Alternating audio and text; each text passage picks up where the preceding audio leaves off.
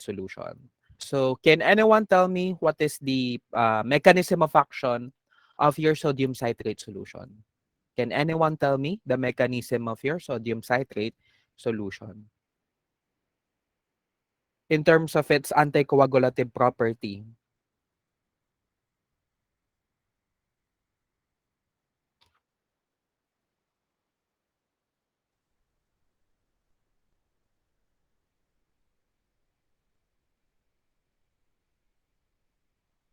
Hello? Nako po.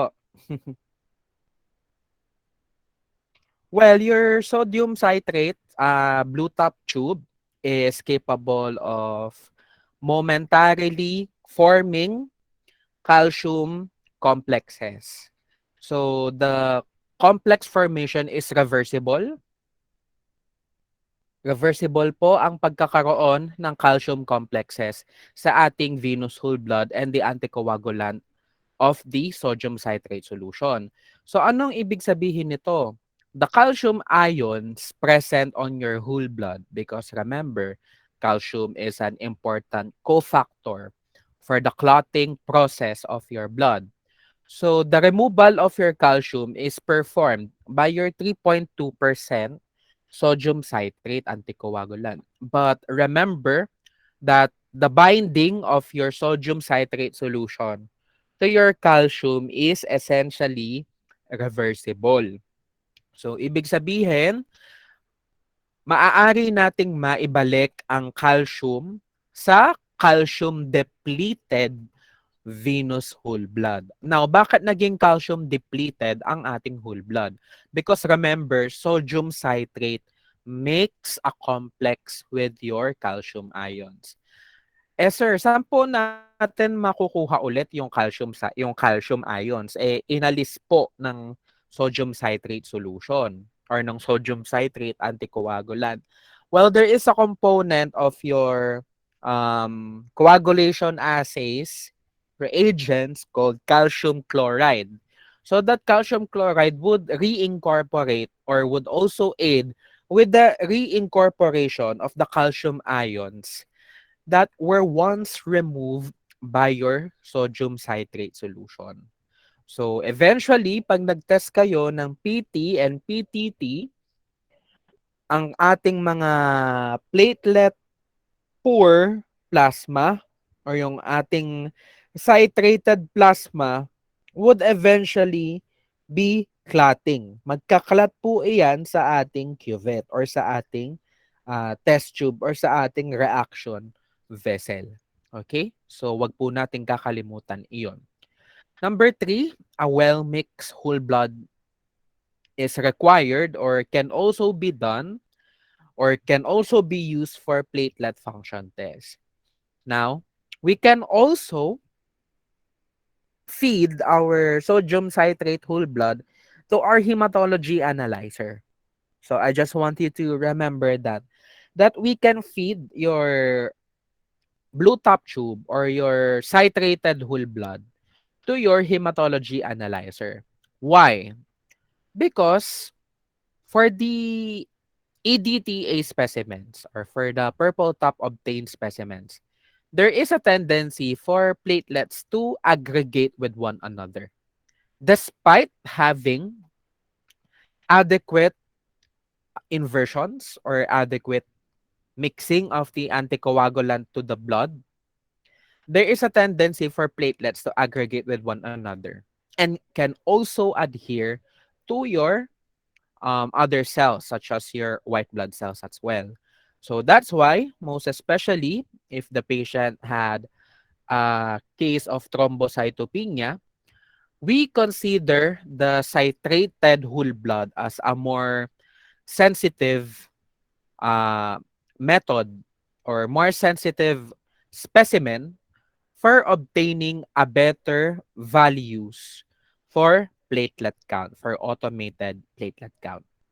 And then the fourth cardinal rule or the fourth factor that we need to consider is the use of your platelet poor plasma. So this is used for coagulation factor assays and mixing studies. So we centrifuge or we place the citrated whole blood to your centrifuge in 15 minutes. So in that 15 minutes centrifugation, we guarantee that the platelets will be separated from the plasma. Why do we need to separate the platelets from the plasma? Because platelets will interfere with coagulation assays. With platelets will interfere with your coagulation factors. So let's not forget these elements or these factors. Now, in terms of the patient management, we need to consider these things or these elements. The intake of drug history, or rather, the intake of drugs would most likely interfere or affect our coagulation assays. So you have your aspirin that hinders most platelet function tests. So your platelet aggregation will be falsely affected. Your platelet adhesion tests would also be falsely affected. Okay? So, pumapangit po or hindi nagiging normal ang functioning or ang performance ni platelets kapag ang ating pasyente ay nag-take up ng aspirin. Okay? Now, your Coumadin, aka your warfarin, is known to interfere with your prothrombin time or your PT test. Please take note that in the PT antagonists, it can affect factors 10, 7, and 2. Okay? 10, 7, and 2. 10, 7, and 2. In the prothrombin time test or your PT test.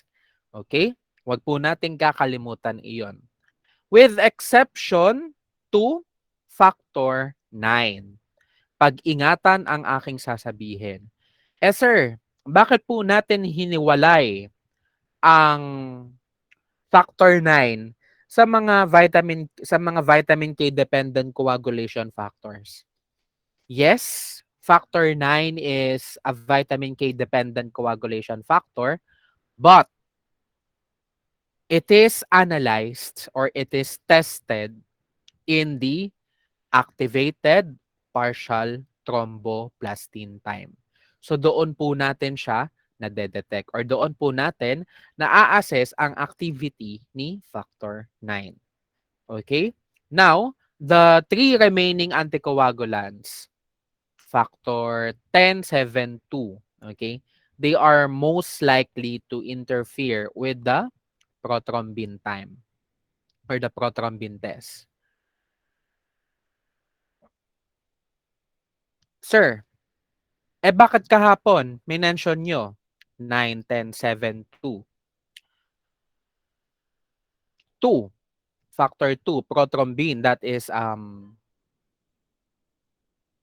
your common coagulation factor or rather the common pathway coagulation factor.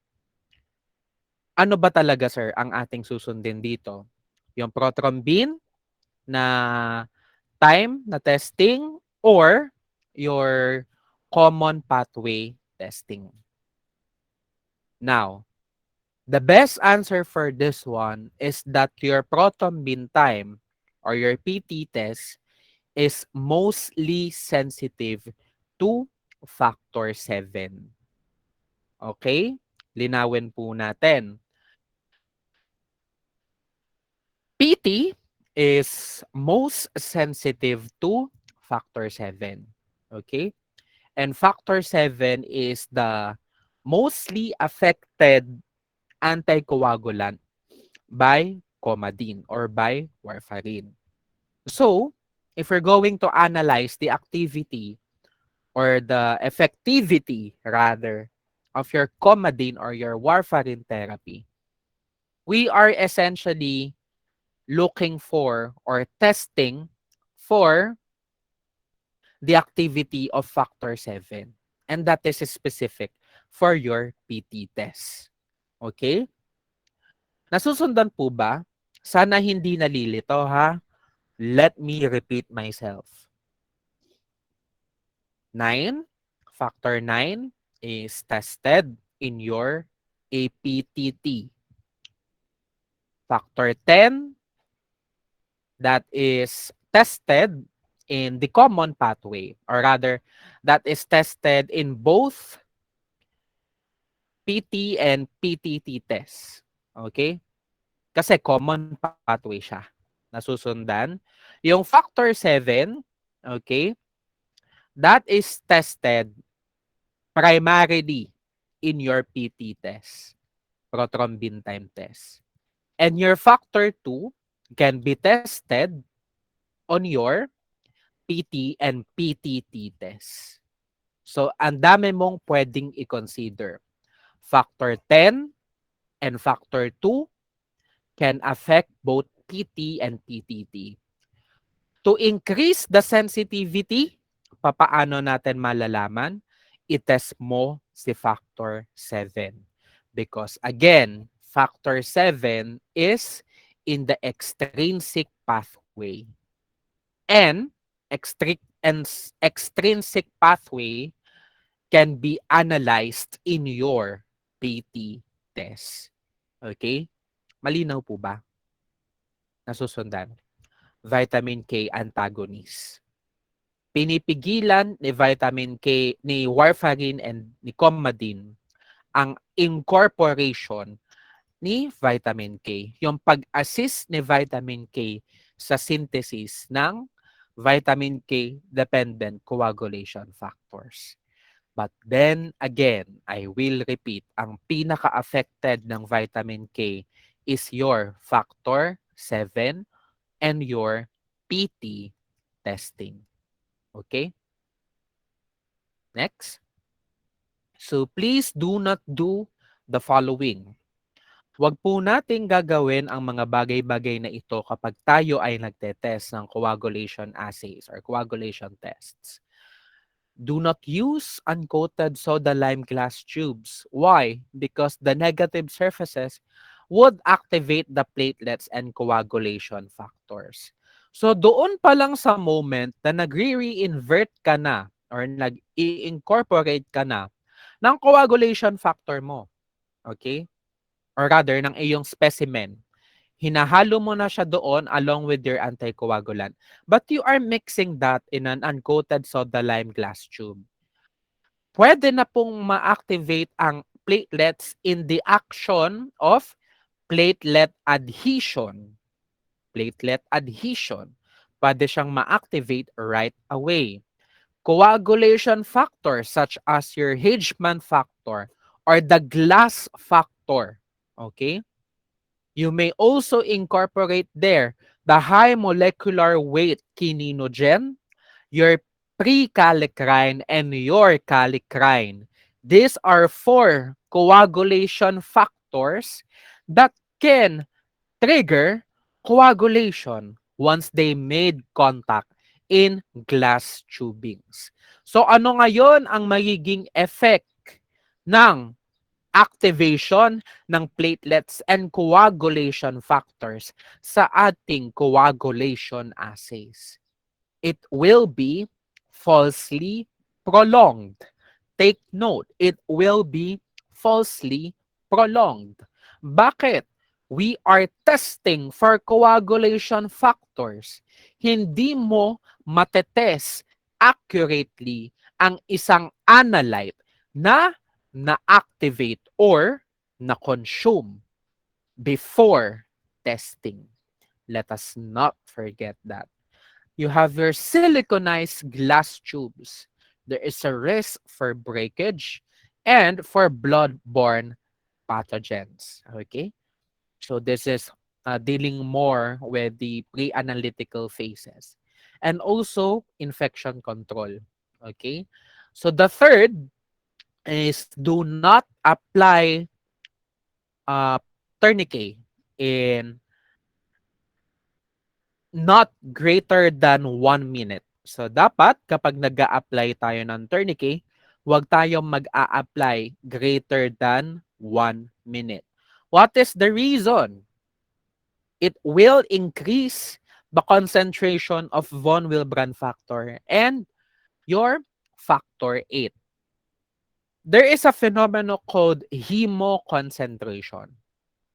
So with hemoconcentration class, nag-accumulate sa isang area ang mga soluble substances. Factor 8 is a coagulation factor that is produced by the liver. And von Willebrand factor is released by your endothelial cells and your platelets as well. Nagkakaroon ng interference or impediment, okay, or pagkapigil ng flow ng dugo kapag ikaw ay nag-a-apply ng tourniquet.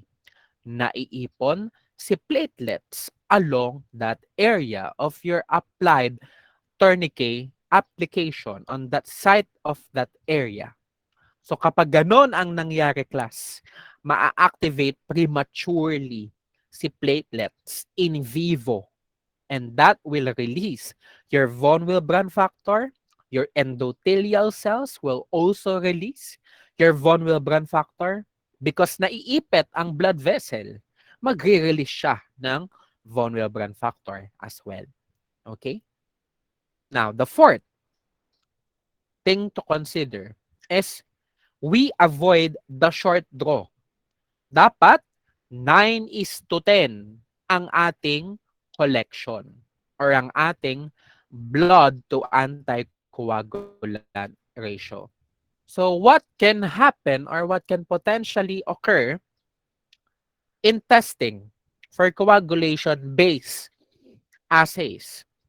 So excessive sodium citrate would neutralize the reagent calcium. So this would result in prolonged clot-based assays. So yung sodium citrate class, magfo-form siya ngayon ng complex sa ating originally ang sodium citrate magfo-form siya ng reversible or soluble calcium complexes. Now, kung mababa ang ating volume ng dugo, instead ni kuhanin ni sodium citrate ang calcium ions na present sa dugo ng ating pasyente, ang kukuhanin niyang calcium ions ay yung naka-incorporate mismo sa ating reagent calcium. So this would result in prolonged clot-based assays. Class, if you recall this in your clinical chemistry, calcium deficiency is rarely attributed or can be um, connected to coagulation or bleeding diseases. So kapag ikaw pala ay may calcium deficiency, pwede ka ring maging prone to bleeding. Pwede ka ring maging prone to infection because remember, calcium is multifaceted. Kaya niyang mag-play ng role sa coagulation at kaya niyang mag-play ng role sa immunity. So, going back to the rationale, kapag kulang ang dugo ng pasyente, ano ang pwede niyang kuhanin? Ano ang pwedeng calcium ions ang pwedeng kuhanin ng sodium citrate reagent or ng sodium citrate anticoagulant? The calcium that is incorporated in the reagent. And class, remember that calcium from the reagent is the one that will trigger the coagulation process. Huwag nating kakalimutan iyon, class. So, ang nangyayari, magiging prolonged. So, prolonged PT, prolonged PTT, dito natin ma-encounter ang abnormal or falsely prolonged results. So, that is for the short draw. Now, for the wrong order of the draw, citrate should be the first tube to be extracted. Provided that there is no request for blood culture and sensitivity. Class, I have a question. Ano ang logical way or ano ang appropriate way to collect uh, a citrated blood sample if it is included with blood culture and sensitivity test. Pwede po bang may magsagot? Sir, ang pasyente po may blood GSCS at meron din pong PT-PTT. Ano po ang uunahin ko? Blood culture or your citrate tube? Can anyone answer?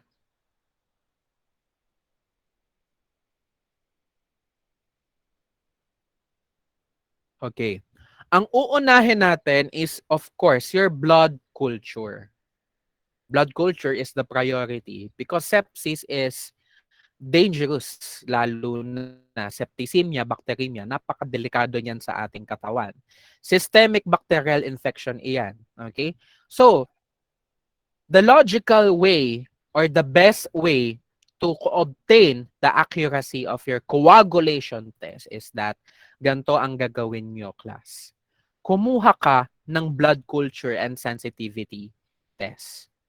After that, you collect. Okay? This is in the context of of multiple blood collection. You collect a red top tube. Yung red top tube na iyon, class, that will ensure that there is no anticoagulant contamination from your bacterial culture tests. Kapag ikaw ay kumuha ng citrated sample right after obtaining the blood culture and sensitivity test, pwede nating makontaminate ang citrate anticoagulant ng SPS content ng ating blood culture and sensitivity. So, again, what is the best way to obtain an accurate sodium citrate sampling na kasama ang blood culture and sensitivity? Unahin ang blood culture, mag-obtain ng red top tube. That is simply your void sample. It removes the potential contamination with the SPS content of your blood culture test tube. And then, after doing or after collecting a red top tube, doon tayo magkokolekta ng blue top tube. Okay? Yes. Sir, good morning po. Doon po sa pag-collect po nung sa red top tube, pwede pong underfilled siya. The best way for that is as if you are obtaining an actual red top tube collection. Yun yung natin, yun yung best practice natin. So if your red top tube na void specimen is 3 ml, then you collect 3 ml. Tsaka class, we are using the evacuated tube method. So hindi natin makokontrol yung collection ng ating specimen kapag tayo ay nagko-collect ng vacutainer method or nung evacuated test tube method, yung multiple draw collection. Okay? Did I answer your question, Mr. Isidro? Yes po, sir. Thank you po. Thank you. So, dapat nga siya, kinokolekta natin siya completely. Para din naman yun sa ating pasyente. Kasi ang iniiwasan natin dyan is yung mag-contaminate yung SPS sa citrate. Okay? Next. Do not do the following. As much as possible, do not accept clotted specimens. Obviously, the coag factors are already consumed. Na-convert na ang mga coagulation ang mga coagulation proteins. Na-develop na ang fibrin clot. Nag-activate na ang platelets. So, clots are not acceptable or no clots are acceptable. For the hemolysis, simple. It can activate platelets. Lipemia or icterus, This may serve as an optical instrument interference. Class, remember, sa ating mga coagulation-based assays, they are they are working similarly in spectrophotometric methods. Similar sa spectrophotometric methods. Ano ibig sabihin nun, class? Ang ating mixture ay ine-expose sa light source. Meron niyang light source, so meron niyang beam. Okay? And as the development of the clot would progress, okay, yung light source ng ating machine, nag-a-absorb yan, or rather, nag-e-emit yan ng light na ina-absorb ng ating clot, ng ating citrated plasma na ini-induce natin ang clotting sa ating cuvette. Okay?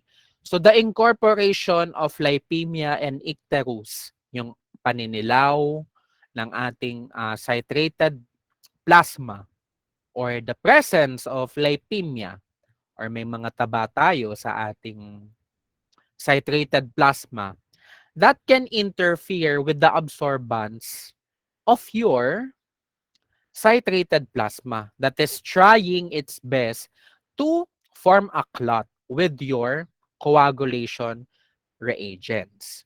Okay? So instead na mag-clot siya on its own, the machine can interpret that as shortened coagulation time or shortened prothrombin time or shortened PTT. Kasi nga class, ang hinahanap natin sa optical instrumentation is magkaroon ng clot. Kapag mayroong clot ang ating citrated plasma on a natural setup, nagkakaroon ng turbidity sa clot. Okay? And this turbidity and clot will be interpreted by the optical instrument as the completion of your coagulation. Nasusundan class, ulitin ko ha, citrated plasma, hinaluan mo ng reagent. So, kapag iyan ay inilagay sa optical instrument, it will take some time for that mixture to form a clot. So, the time will stop if the light hits the completely clotted citrated plasma. Yun po ang mechanism ng ating optical instrumentations sa coagulation assays. Class, what if sa simula pa lang mayroon ng lipemia or icterus? So the machine will interpret the presence of fats or your presence of bilirubin as turbidity. Akala ng machine natin, clot ang presensya ng lipemia, clot ang presensya ng icterus. So that can falsely result to false interpretations. A shortened coagulation assay results. Shortened coagulation assay results. In terms of the icterus, it can also falsely increase our coagulation results. Tumataas naman po or masyadong falsely prolong ang ating coagulation results. Now, we have your specimen storage at greater than 25 degrees Celsius. You have your factor 8 that will be destroyed. So, nasisira po ang factor 8. Do you have any idea why? Bakit po nasisira ang factor 8 kapag ang specimen natin ay in-store natin greater than 25 degrees? Do you have any idea why? Sir, try lang po. Isa po siya sa mga labile factors. Label labile factors.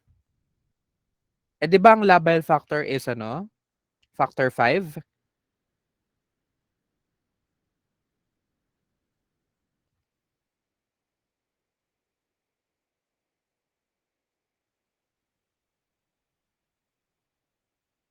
Tama ka din naman. You are correct, okay? Factor 8 is also one of the coagulation factors that are labile. So madaling masira or rather, yes, madaling masira ang factor 8 lalo na kapag na-e-expose sa high temperatures. Okay? Mataas kasi ang 25 degrees Celsius. So kapag mataas, mainit. So kapag mainit, that is heat labile. So factor 8 is destroyed. Now for the specimen storage at 1 to 6 degrees Celsius, your von Willebrand factor will tend to precipitate and may also destroy platelet integrity. Okay? So that would be all. Next. So let's be reminded of the blood storage conditions for your coagulation assays. So as given a while ago, you have your sodium citrate that must be collected or rather inverted via 5 inversions. Okay? That must be stored at 18 to 24 degrees Celsius. So that is essentially room temperature. Okay? So in terms of its stability for testing for PT, this can be tested within 24 hours. Ano nga pala yung pinaka tinetest nating anticoagulant sa PT time or sa prothrombin time? It is the stable factor or your factor 7. Okay? Factor 7. Ang pinaka tinetest natin sa prothrombin time. And factor 7 is a stable factor as said. Napaka-stable niya nga talaga. Okay? Now, how about your PTT? That must be stored or that must be tested rather within 4 hours provided that the specimen has no heparin anticoagulant. Okay? Now, what would be the practice if the patient has heparin therapy? So the specimen for your PTT has to be centrifuged within 1 hour and the plasma must be tested within 4 hours. Okay?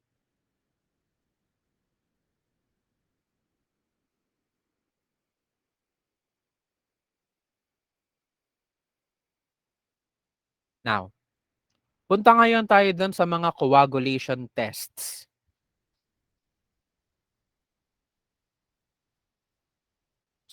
So we have your Lee White whole blood test. So this is essentially the first test to assess the coagulation time or the clotting time. Okay? So class, if nare-recall nyo ang proseso ng clotting time, this involves the obtaining of the capillary blood, okay, of our patient. Tapos pinapatak natin ito sa test tube and we wait for the formation of the fibrin strands. Okay? So again, I repeat, in the Lee White clot blood test, or rather, the Lee White whole blood test, what we do right here is we obtain a capillary blood sample and we wait for the formation of your fibrin strand. We are continuously teasing that capillary blood every 30 seconds. So nache-check natin kapag nagkakaroon ng fibrin strands, okay? So your first test became the basis for the following test to follow. So you have your prothrombin time. You also have your activated partial thromboplastin time. You also have your fibrinogen assay and your thrombin clotting time that works in a very similar manner. Ang hinahanap natin dito class sa apat na test na ito is the formation of your fibrin. fibrin po ang hinahanap natin dito. Why?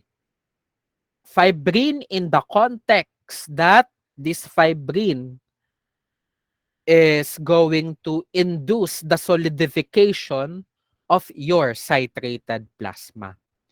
Tumitigas po ang citrated plasma because of the completion of your coagulation factors, because of the completion of your fibrin.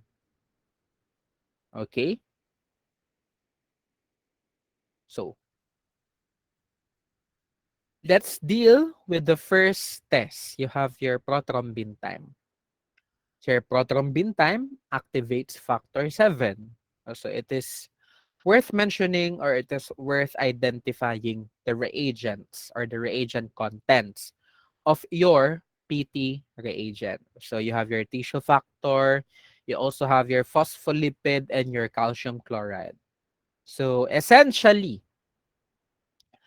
just to give you a more specific description on the content of your prothrombin time, it is a mixture of your recombinant or your affinity purified tissue factor. Hello? Okay. So that is going to be suspended in a phospholipid that is mixed with 0.025 mole per liter of your calcium chloride. So as I was mentioning kaninang umaga, prothrombin time is most sensitive for factor 7. Wag na po nating kakalimutan from now on. Prothrombin group or your vitamin K dependent group, ano nga sila ulit? Factors 9, 10, 7, 2. But if you're going to isolate those prothrombin group or your vitamin K dependent group, one of them is exclusively found on your extrinsic factor. The others are found on the common pathway. Okay? Your factor 9 is incorporated in your intrinsic pathway. Your factor 10 and 2 are incorporated or is triggered in your common pathway. Kaya ito ngayon ang pinaka-sensitive nating assay for the activity of your factor 7. And it is also worth mentioning that factor 7 has the shortest half-life.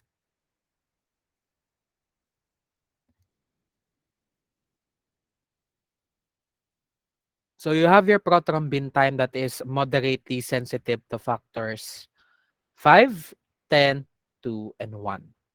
So what are the limitations of your prothrombin time? So you have your short throw. Okay, you also have your warfarin therapy. Let me correct that. Warfarin therapy. Hindi po heparin therapy. Warfarin therapy. You have your lupus anticoagulant. Okay, so lupus anticoagulant, this is an abnormal protein that is found or that is produced by patients diagnosed with systemic lupus erythematosus. So just to give you a refresher, lupus anticoagulant is a substance that is produced by your systemic lupus erythematosus. Okay? So this lupus erythematosus anticoagulant would interfere with the phospholipid content of your PT reagent. Your lupus anticoagulant would interfere with the phospholipid constituent, okay, of your PT reagent. So again, you also have your icterus and lipemia, and of course, you have your clot and hemolysis.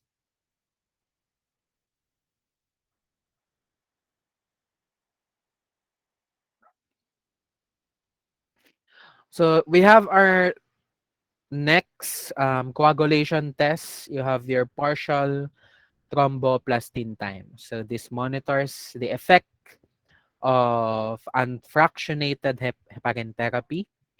This may also detect the presence of lupus anticoagulant, and may also detect the presence of anti-factor 8. So yung anti-factor 8, that is immune mediated. So just to provide you the contents of your partial thromboplastin time test or the reagents itself, that is a combination of your phospholipid and negatively charged activators. So you have there your silica, your kaolin, your ellagic acid, and your cellite. Now, these substances is known to activate your factor 12.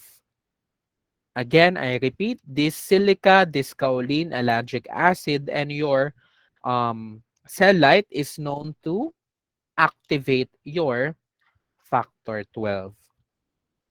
Huwag po nating kakalimutan. Okay? Now, let's now proceed to another examples or the effects of your um, factors that affect specimen for hemostasis or your coagulation tests. So the primary concern is the premature activation of the clotting process. Okay?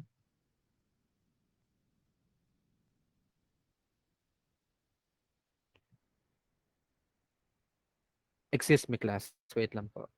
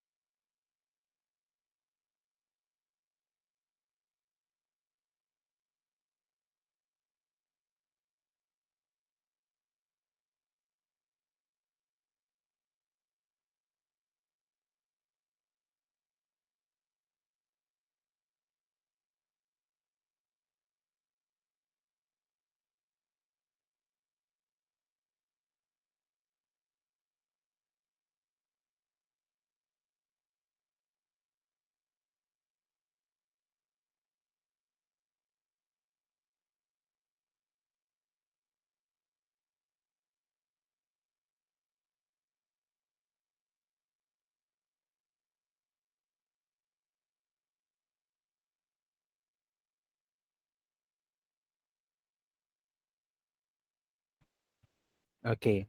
Hello again. Can you hear me now? Naririnig ulit ako. Okay. So now, proceed tayo. As I was mentioning kaninang umaga, the prime concern is the premature activation of the clotting process. So we have here the contamination of your excuse me, tissue thromboplastin contamination. So this can prematurely activates the clotting process or the extrinsic pathway. So ito class, nakalagay dito, extrinsic pathway. Ano kayang coagulation test ang naaapektuhan ng contamination ng tissue thromboplastin? It is the prothrombin time that will be falsely shortened.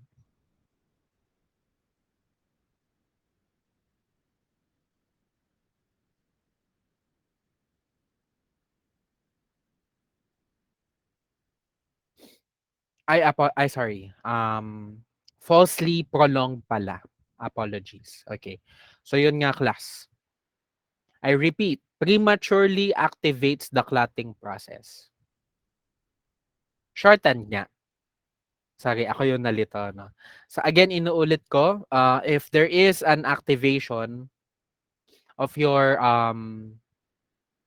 clotting process due to the contamination of your tissue thromboplastin, then you have a shortened PT test. So it must only be activated when the reagent is added. So we have our glass surface. This is associated with collagen. This can be caused by an in vitro activation of the intrinsic pathway. In vitro, so outside. Next, it can also activate your contact group. So you have your factor 12, factor 11, the high molecular weight kininogen in your prekallikrein. Okay? So you also have your activation of your platelets, most especially the inducement or the induction of your platelet adhesion. So that's why to prevent the premature activation of your clotting factors and your platelets. Okay, so the syringes that must be used for the evaluation of hemostasis would be the use of plastic, polystyrene, you have your silicone coated glass. Again, so you have your plastic, your polystyrene, your silicone coated glass. So this will prevent the premature activation of your platelets, your contact factors. So hindi tayo magkakaroon ng false interpretations sa ating results. Now, you have your temperature. Please take note of the following factors. You have your factor 5 and your factor 8 that is most likely to deteriorate if left at room temperature for an extended period of time. Okay? Then you have your factor 7 and your factor 11 that prematurely activates at refrigerator temperature. So 5 and 8 masisira siya sa room temperature. Factor 7 and factor 11 will prematurely activate at the refrigerator temperature. So, for the hemolysis class, there will be a release of tissue thromboplastin-like substance that will activate the clotting system. And also, there will be a release of adenosine diphosphate that will cause platelet aggregation. Now, class, if you remember that the ADP is found on your dense granules or that is found on your delta granules. Okay? So, pag nagkaroon ng release ng adenosine diphosphate, so iisipin ngayon ni platelets na meron siyang activation. Meron siyang didikitan na kapwa platelet. So again, for your tourniquet application, please take note that there will be a prolonged tourniquet application. Okay? If there is a prolonged tourniquet application, that will cause venous occlusion and venous stasis, and that can also activate your clotting factors. So, you have here your pH. So, tumataas ang ating pH. It is shifting on the alkalinic side or the alkalinic scale of the pH. And that is most likely to be associated with the loss of carbon dioxide that will deteriorate clotting factors. Okay?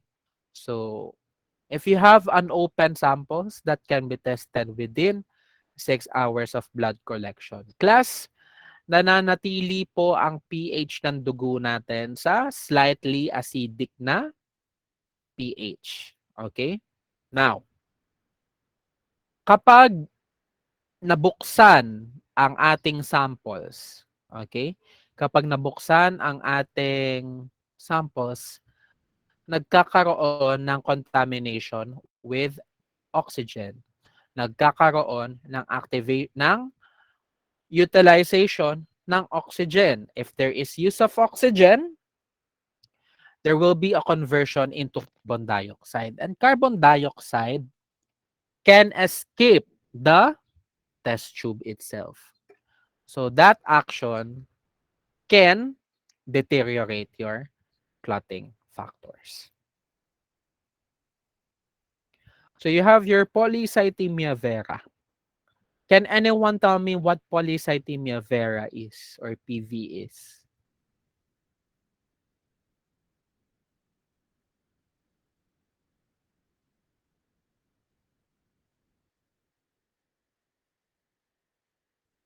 So you have your polycythemia vera.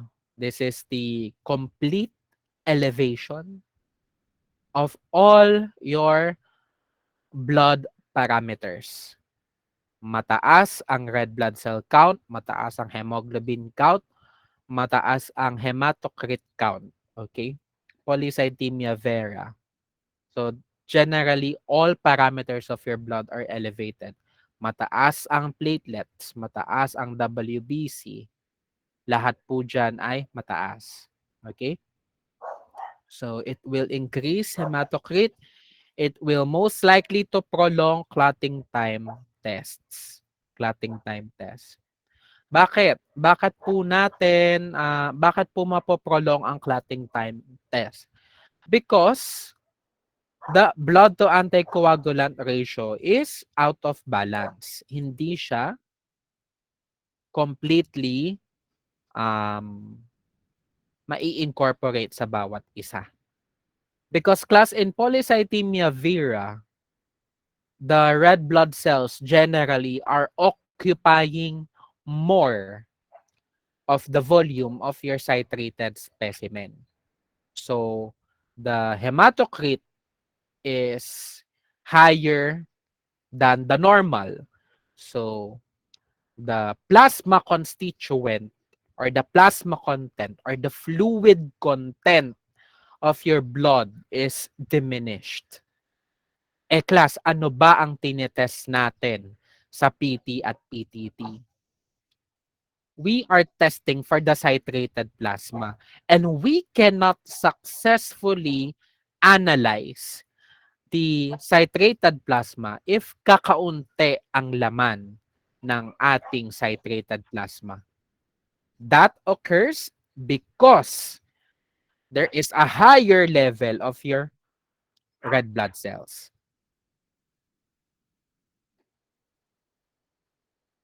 Now, for the anticoagulant of choice for your coagulation studies, so as mentioned earlier, we are going to be using the citrate that acts by binding ionized calcium. Okay? So, pag sinabi nating ionized calcium, ito yung calcium na may charge. May oxidation state na 2 plus or plus 2 rather. So, again, I repeat, the binding of the ionized calcium is reversible. Hindi siya katulad ng EDTA that there is an irreversible calcium binding and we call that calcium chelation sa ating EDTA test tube. So we also have your incomplete filling of tubes and the increased amount of citrate. So that can prolong clotting time. Ano nga ulit ang problem kapag sobrang taas naman ang amount ng citrate? It will neutralize the reagent calcium. Again, increased amount of citrate will increase or rather will um, neutralize the reagent calcium. So the effect of that would be to prolong the clotting time of your PT and PTT tests.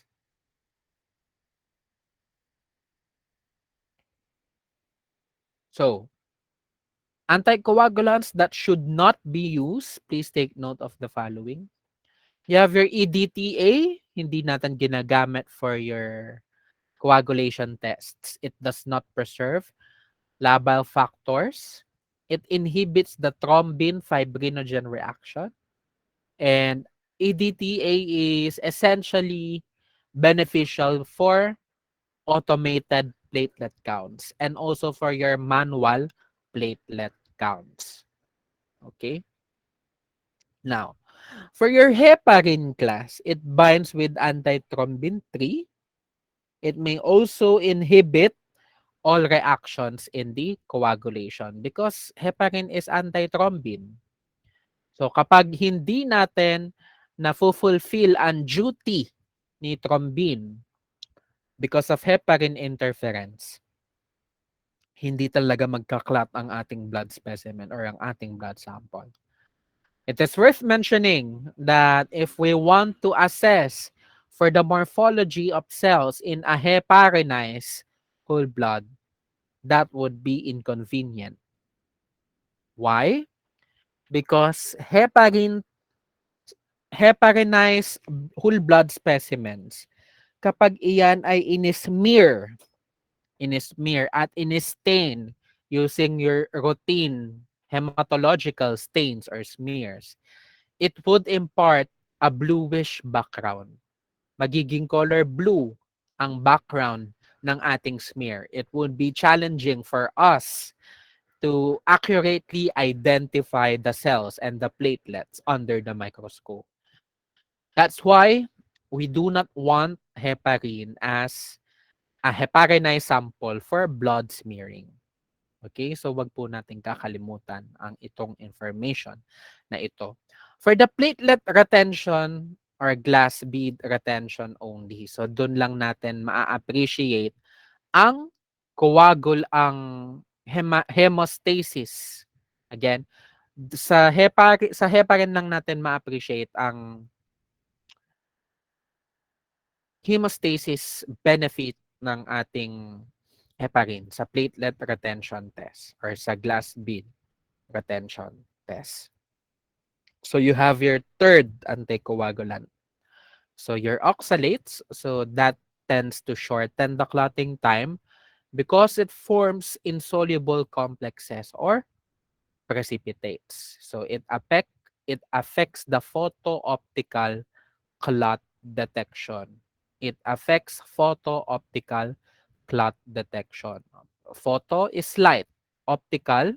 So may optics na tinatawag, mine-measure yung activity ng liwanag at yung interaction ng light na ito sa clot detection.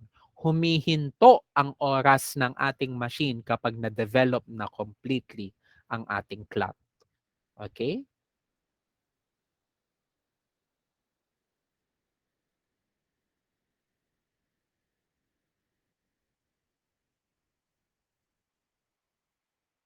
So we have here your notes to remember. So you have your evacuated tubes method or your ETS or your multiple draw collection.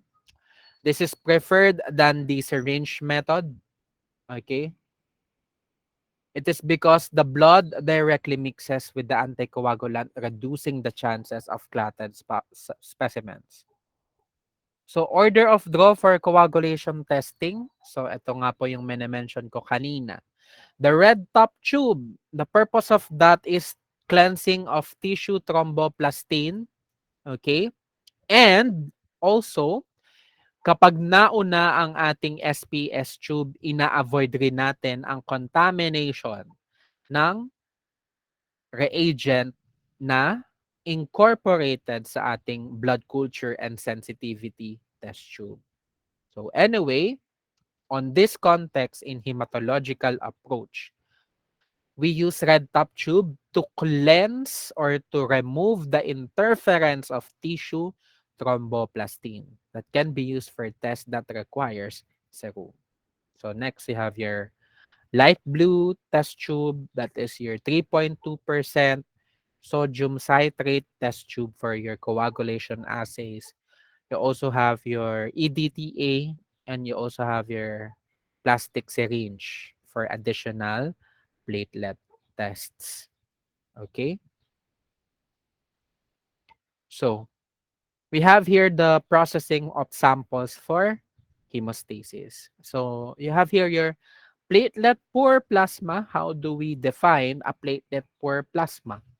So, if your platelet count, kapag sinuction natin ang platelet poor plasma sa ating automated hematology analyzer, basically, yan dapat ang lalabas na value ng automated hematology machine analyzer. Less than 10 raised to the less than 10 raised to the ninth power. So ayan po yung ating platelets per liter. So centrifugation would involve the centrifugation for 10 to 15 minutes at 2,000 to 2,500 rotations per minute. So the sample rather. So the sample must be tested within 2 hours. This can be refrigerated but not more than 4 hours. Not more than 4 hours. So tandaan po natin yung mga coagulation factors that are heat lab or rather that are cold labile. Okay? The coagulation factors that are cold labile. So if there is a freezing temperature, okay, that must be stored uh, in -20 to -70 degrees Celsius to prevent the formation of your ice crystals. Again, I repeat, in an event that your platelet poor plasma has to be stored for longer period of time, we must store that at -20 to -70 degrees Celsius to prevent ice crystal formation. Okay? So you have your second sample for your hemostasis testing.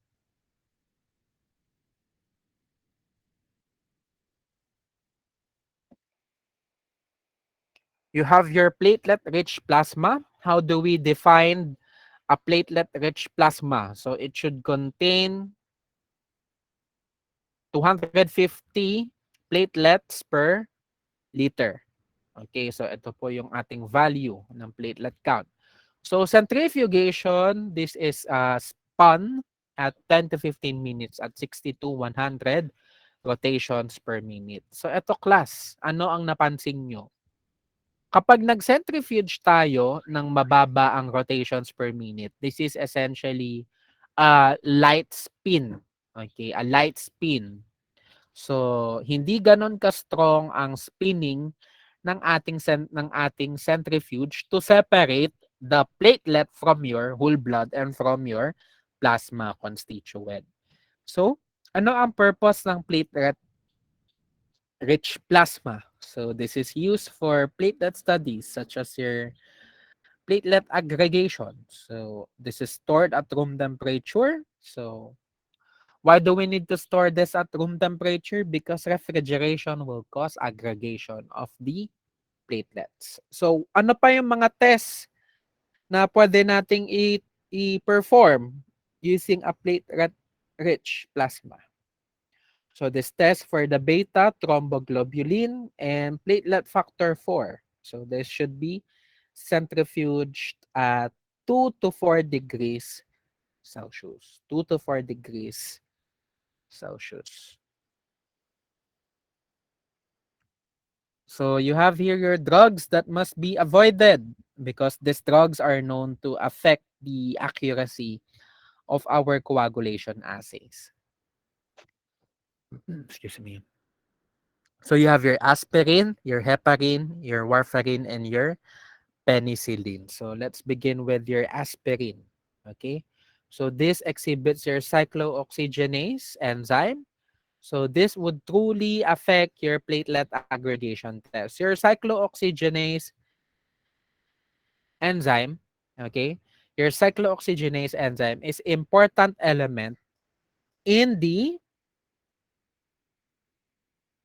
activity of your platelet aggregation. So aspirin can cause platelet dysfunction by irreversible activation of the cyclooxygenase enzyme and the resultant decrease of your thromboxane 2.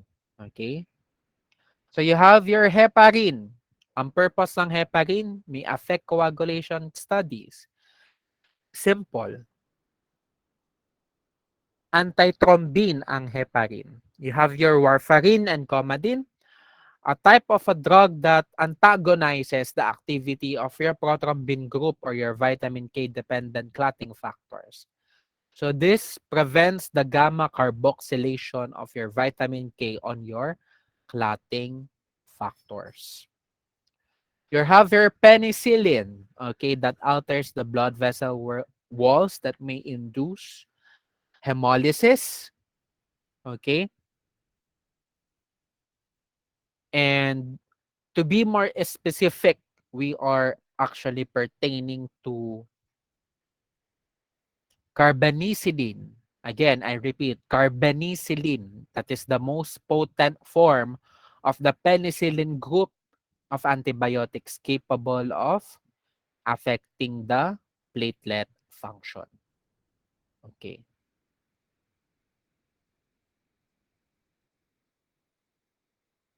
So so now that we are able to obtain or to have a review on the coagulation assays, it is very important that we identify the types of coagulation assays that are being tested on your coagulation test.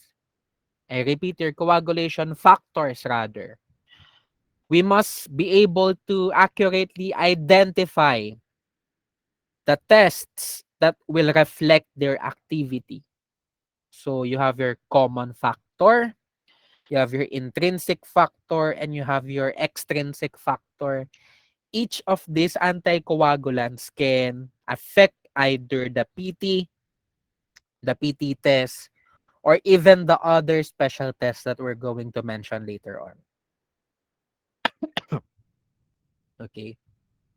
So now, let's proceed with the coagulation disorders. We shall be dealing with the intrinsic pathway disorders. So, yung intrinsic pathways, we are excluding factor 7 on this one.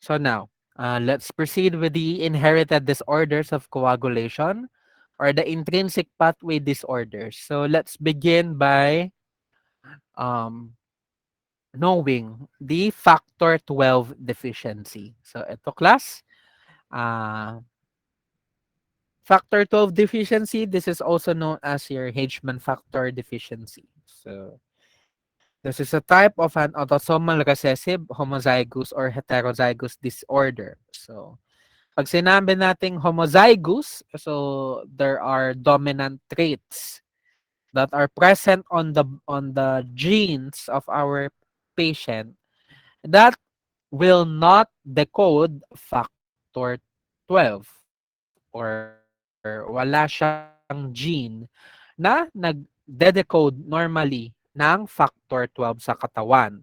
Okay?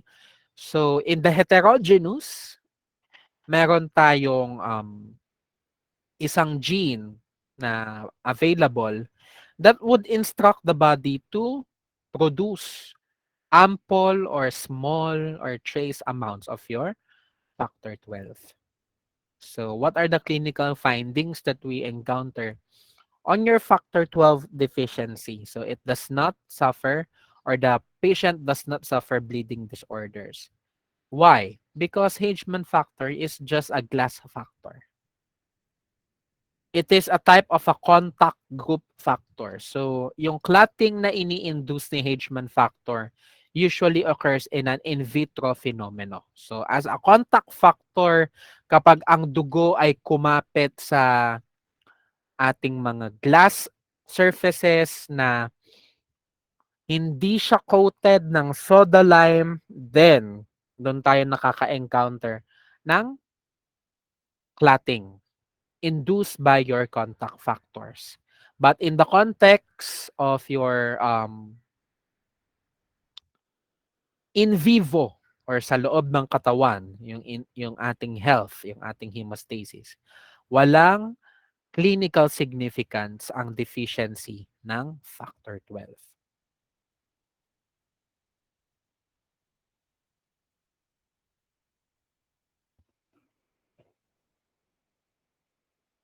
So you have your prekallikrein and your high molecular weight kininogen deficiency. So just to get acquainted with the diseases, prekallikrein is also known as your Fletcher factor. So your high molecular weight deficient, rather high molecular weight kininogen is also known as your Williams or Fitz uh, factor. And both of this deficiency is least likely to result bleeding diseases. Kaya lang, kaya lang class, okay? Dito papasok yung challenge sa hemostasis and coagulation. Pwedeng mag-decrease or rather, pwedeng mag-prolong ang ating APTT, your activated partial thromboplastin time.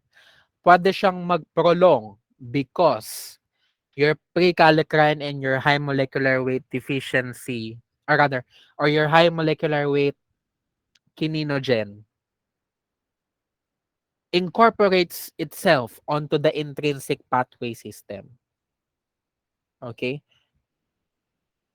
But in terms of maintaining the normal hemostasis of the human body, they really do not play a role.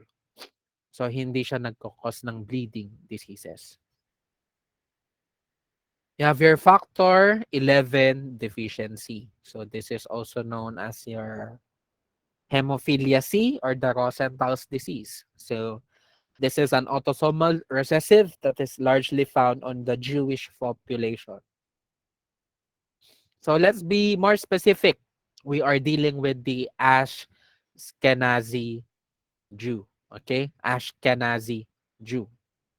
So the clinical findings would suggest asymptomatic until trauma or surgery, epistaxis, and there is a high level of hematuria or menorrhagia. Menorrhagia, this is heavy menstrual bleeding. Now, if you recall, mag-ano lang tayo, magkonting tawag nito, magkonti tayong side kwento. If you know this in the Christian Bible, if you know this in the Christian Bible, there is a woman in the Bible who's been suffering for bleeding. Okay? Talagang hindi humihinto ang kanyang pagreregla and she is considered as unclean by the Jewish society. So nung nagpunta si Jesus sa kanyang community, hinawakan ngayon nung woman na iyon ang robe ni Jesus, yung kanyang damit, yung kanyang baro, hinawakan ni babae ang coat or yung baro ni Jesus. At gumaling, huminto ang bleeding ng babaeng ito. Okay? So that Jewish woman is known to be suffering from menorrhagia. Okay? Menorrhagia or heavy menstrual bleeding. Profuse, heavy menstrual bleeding. Okay? And we can associate that as potentially maybe that time, nung unang panahon, hindi pa nadadiagnose ang babaeng iyon, she may be having hemophilia C or the Rosenthal's disease.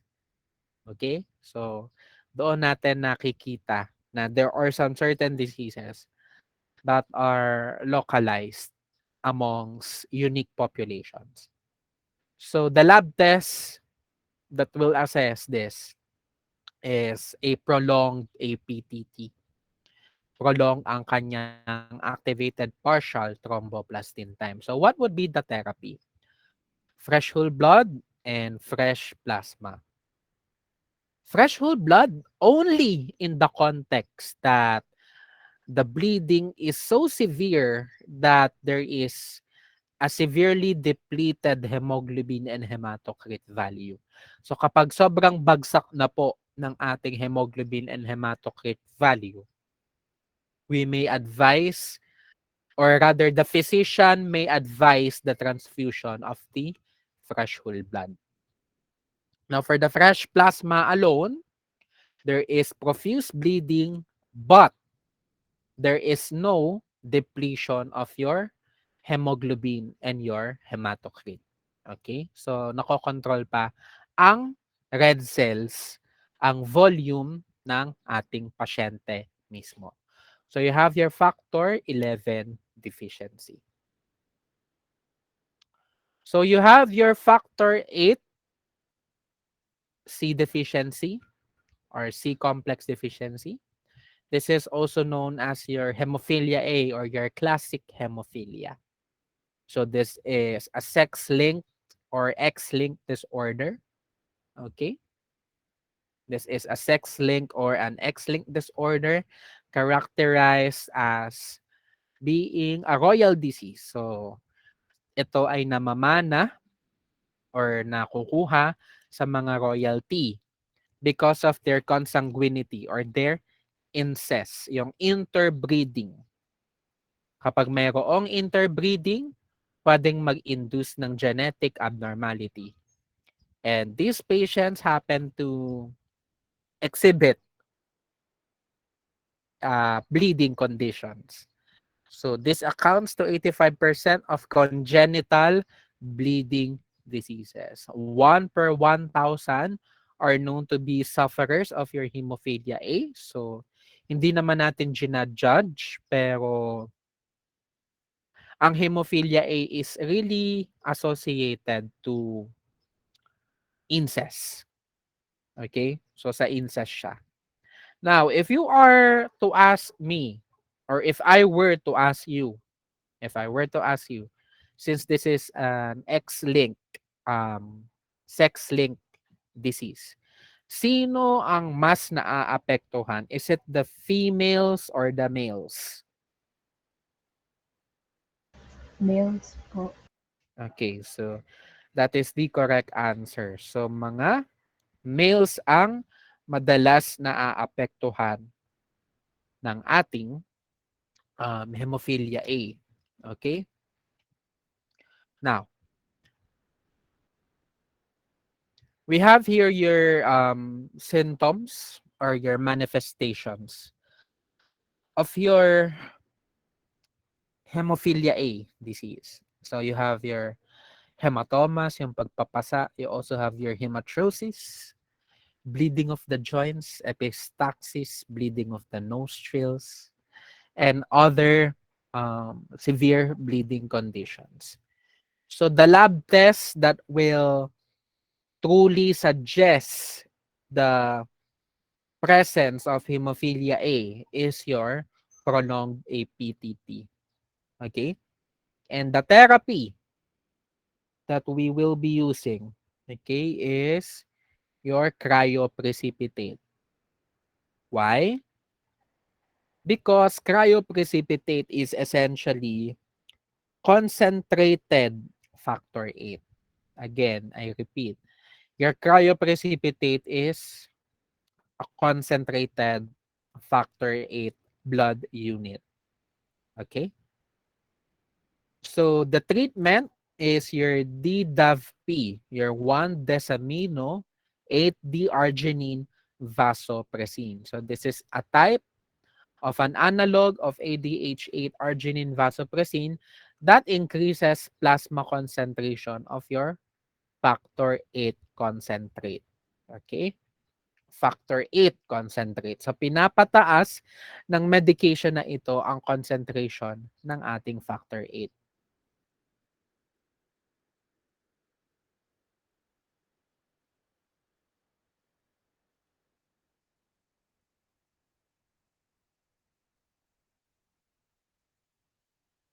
So you have your factor 9 deficiency. This is also known as your hemophilia B or your Christmas disease.